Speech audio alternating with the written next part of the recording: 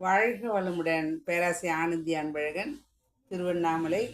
இன்னைக்கு சிந்தனையாக என்ன எடுத்துக்கலாம் அப்படின்னா, உயிர் சக்தி எந்தெந்த விதத்தில் செலவாகிறது, செலவழிக்கப்படுகிறது அப்படின்னு சுவாமிஜி அழகாக ஒரு சப்ஜெக்ட் கொடுத்துருக்காரு.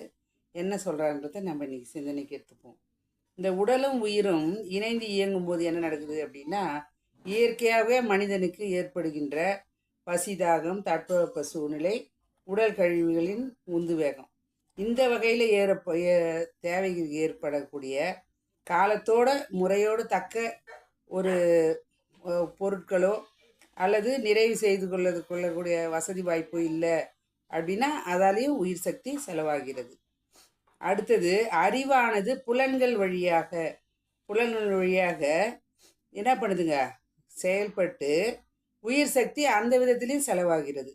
ஏன் அப்படின்னா, சந்தர்ப்ப சூழ்நிலைக்கு ஏற்ற மாதிரி எழுச்சி பெற்று ஒரு காட்சியை பார்க்குறோம் இல்லை கேட்குறோம் அப்படின்னா என்னதுங்க, இங்கேருந்து உடல்லேருந்து நம்ம மனம் அது அளவுக்கு அதிகமாக, அது இன்பமாக இருக்கட்டும் துன்பமாக இருக்கட்டும், அதை உணர்வு பெறும்போது 5 புலன்கள் வழியாக அதனால் என்ன நடக்குது அப்படின்னா, இதன் மூலமாகவும் உயிர் சக்தி நம்மளுக்கு செலவாகிட்டு இருக்கு. ஏன்னா ஒரு ஸ்மெல் வருது அப்படின்னா தாங்கக்கூடிய அளவுக்கு இருந்து அப்படின்னா ஓகே, தாங்க முடியல அப்படின்னா என்ன பண்ணுறோங்க, அது நமக்கு உயிர் சக்தி அளவுக்கு அதிகமாக தான் செலவாகிறது.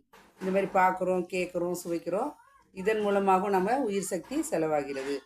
அடுத்தது பார்த்தீங்க அப்படின்னா, இந்த மாற்றத்திற்கு தேவையான முறையில் அளவும் உடல் காந்த சக்தியும் ரசாயன சக்தியும் உணர்தலோடு சக்தியோடு மூளையில் நுண்ணியக்க பதிவாக 5 புலன்கள் வழியாக நம்ம பார்க்குறோம், கேட்குறோம், சுவைக்கிறோம் அப்படின்னா அதில் உடல் வழியாக செலவாகிறது.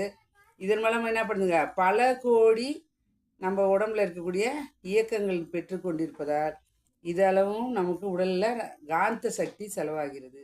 உடலில் காந்த சக்தி செலவாகுது அப்படின்னாவே செல்களுக்குள் ஒரு குழப்ப நிலை, அதுக்கு ஒரு துன்ப நிலை வரதான் செய்யும். ஏன்னா ஒரு போலாரிட்டின்னு சொல்லக்கூடிய கரெக்டான ஒரு பொசிஷனில் செல்கள் அமைந்திருக்கும் போது நம்ம 5 புலன்கள் வழியாக நம்ம இன்பமோ துன்பமோ அனுபவிக்கும் பொழுது உடல் செல்கள் என்ன பண்ணுங்க, அந்த மாற்றத்தால் அதுக்கு குழப்பம் வந்துடும். அப்போ குழப்பம்தான் தடை, தேக்கம், திசை மாற்றமாக மாறும் பொழுது அங்கு உயிர் சக்தி செலவாகிறது. அப்போ 4வது பார்த்தீங்க அப்படின்னா, கொள்ளும் இயக்கமாகவும் தள்ளும் இயக்கமாகும். அதாவது நம்ம ஏற்றுக்கக்கூடிய தன்மையும் உடல் செல்கள் மூலயமாக புலன்கள் வழியாக தள்ளும் இயக்கமாக உடல் முழுவதும் நடைபெற்று வருவதால் இதனாலும் உயிர் சக்தி செலவாகுது. இப்போ சூழ்நிலை, இப்போ வெயில் காலம் அப்படின்னா அந்த வெயில் தாக்கம் நமக்குள்ள ஒரு தாக்கத்தை உண்டு இல்லைங்க, அதன் மூலிமா காந்த செலவாகும். குளிர்காலத்தில் அதை தாங்க முடியாத சக்தியிலும் நமக்கு செலவாகும். இதில் நமக்கு உயிர் சக்தி செலவாகிறது. அடுத்தது, எண்ணம் சொல் செயல். இந்த எண்ணம் சொல் செயலால் ஜீவன் பெறும் இந்த இன்ப துன்பம் 6 குணம், பேராசை சினமாக இருக்கக்கூடிய அந்த 6 குணங்களும் என்ன பண்ணுதுங்க, எண்ணமே நமக்கு துன்பமாக வரும்போது அதன் மூலியமாக நம்மளோட உயிர் சக்தி செலவாகி கொண்டு தான் இருக்கிறது. ஏன்னா எண்ணம் தான் ஒரு மனிதனுக்கும் வாழ்க்கையில் ஒரு சுவாமி அழகாக சொல்லுவார், அவரவர் எண்ணமே அவரவர் வாழ்க்கையின் சிற்பின்வர்.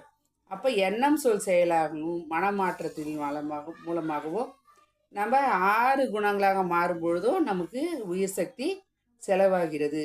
மிதமிஞ்சிய போகம், அதாவது ஆகாரமாகட்டும், பேசுறதாகட்டும், உழைப்பு, இந்த 5 அளவு முறைன்னு சொல்லுவாங்க பாருங்க, அதுலேயும் பார்த்தீங்க அப்படின்னா அதுலேயும் நம்ம துன்பத்துக்கு வரும்போது அது ஜீவகாந்த சக்தி உயிர் சக்தி செலவாகுது.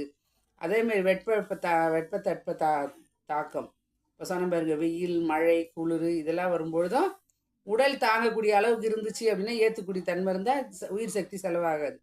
ஆனால் அளவுக்கு அதிகமாக இருக்கும்போது என்ன பண்ணுங்க, அளவுக்கு அதிகமாகவோ இல்லை குறையும் போதோ அதன் மூலமாகவும் நமக்கு உயிர் சக்தி செலவாகிறது. அடுத்தது பார்த்தீங்க அப்படின்னா, கவலை, கோபம், பொறாமை, பயம், பந்துக்கள் மூலமாக பாசம், பொருள் பற்று, பேராசை, காமம் முதலான எண்ணங்கள் இயக்கங்களாக எண்ணம் தானே நினைக்கிறோம், ஆனால் அதன் மூலயமாகவும் கவலையும் பார்த்தீங்க அப்படின்னா சுவாமி சொல்வார், கற்பனையான ஒரு வலை அப்படின்னு. அதேமாதிரி கோபம் சொல்லவே கூடாது, தூக்கி நம்ம உடம்புல இருக்கக்கூடிய ஜீவகாந்தம் சொல்லக்கூடிய உயிர் சக்தியை வாரி இறைச்சிடுறோம். அந்த விதத்தில் நம்ம பந்துக்கள் மூலமாகவும் எதையும், அதாவது சமமான மனநிலை இருந்துச்சு அப்படின்னா, மனம் சமமாக இருந்துச்சு, இன்ப துன்பத்தை கடந்து அப்படின்னா எதையுமே நம்ம உயிர் சக்தி அளவுக்கு அதிகமாக செலவாகாது.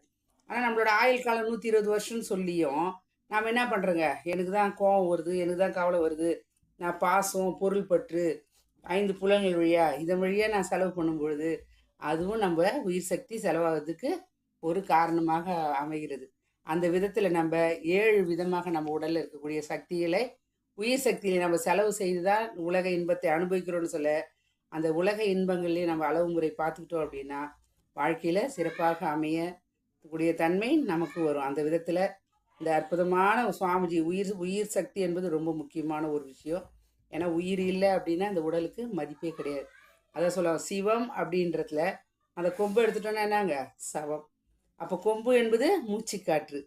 காற்றுள்ள போதே தூற்றி கொள்வோம், உயிர் சக்தி இருக்கும்போதே போற்றி பாதுகாத்து கொள்வோம் என்று சொல்லி இந்த அற்புதமான வாய்ப்பு அளித்து இறைநிலைக்கும் குருவர்களுக்கும் இதுகாலம் செவிமடுத்த அனைத்து நல்ல அன்புகளுக்கும் நன்றி. மீண்டும் ஒரு சப்ஜெக்டோடு இல்லை கவிதையோடு சந்திப்போம், சிந்திப்போம். வாழ்க வளமுடன்.